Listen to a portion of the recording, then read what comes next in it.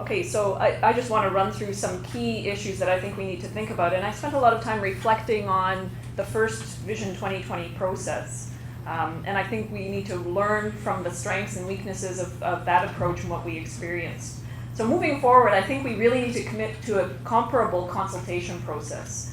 I think that the bar was set very high in that process and the level of community engagement, and that's going to be critical as we develop and renew the vision for moving forward. On the implementation side of things, I really think we need an effective framework for sharing responsibility for implementation. I think last time around that was really one of the weaknesses. It's critically important too that framework has staying power over the life of the plan.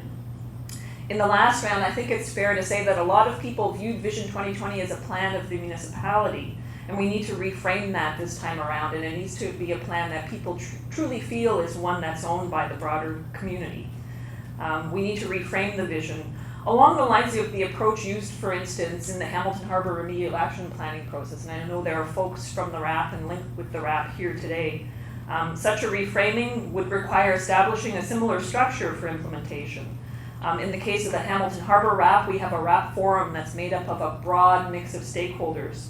We have the Bay Area implementation team that deals with technical and scientific issues related with implementation. And we've also got the Bay Area Restoration Council. I can see Chris McLaughlin, the ED, up in the back.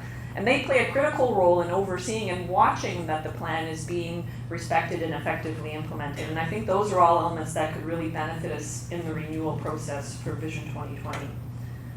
This is another one that I think is obvious. I don't think I need to say out loud, but I'm going to. We also need to ensure that we update indicators to reflect priority community concerns. So if you think about planning for sustainability now, there are bigger issues like climate change that we really weren't thinking about in the early 1990s the way that we are now. And I know the city has a process starting for a community climate action plan. I see Brian Montgomery in the room. So I'm already thinking about how are we going to meld a sustainability plan together with a climate change plan. But that's another important piece to think about. I also feel it's critically important to commit to an open and up-to-date process for indicators reporting.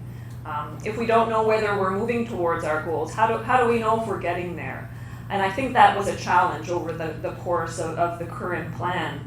We had gaps in reporting periods. I know, for instance, the most current report we've got this time around on indicators takes us to the end of 2012. But for instance, I took a look at that plan and the assessment of the indicators. On the agricultural side of things, for instance, it said we're heading in the right direction, but we might be facing a bump in the road if an urban boundary expansion is approved. Well, the bump in the road happened, and we had a significant urban boundary expansion and the loss of 555 hectares of rural land, much of that prime agricultural land. So there, for instance, to me is a really good reason why before we head into this next round of renewing the plan, we need an update on those indicators so that community members who come to the table have a clear picture of where we're at and where we're heading. Finally, and I think this one is probably the most important of all in my opinion, is there has to be a commitment from everyone involved to stick to the principles. And I think that's where making this a community-owned plan becomes that much more important. Over the life of the current vision, and I'm sharing my personal views here, I've seen major municipal initiatives simply exempted from the plan, or an assessment done, but that maybe discourages heading in a certain direction, but that direction being pursued anyway. So it's a critical piece, I think, that everyone around the table buys into the principles of sustainability that emerge through the community plan and commits to them over the long term. The plan will fail if that doesn't happen, because a few major decisions like that can push you off the rails in terms of heading towards sustainability.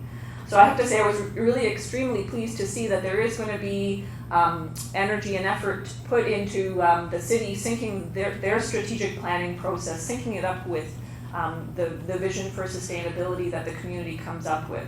I think that's critical because we have seen in the past those strategies clashing and leading to some of the problems that I've seen emerge in our efforts to head towards sustainability. And I think moving forward, all of us are feeling as though we're heading into pretty critical times in terms of some of the challenges we're facing at the global level that are impacting us here locally. And I've already mentioned climate change and extreme weather and some of the things associated with those issues. But I think there are other local issues as well, like food security, that we're talking more and more about as a community. So how do we move forward and become more resilient? And I think if we reflect, learn from some of the lessons that we've learned in the past through trying to develop a good plan, and doing a more effective job moving forward, we'll be in great shape. Thank you.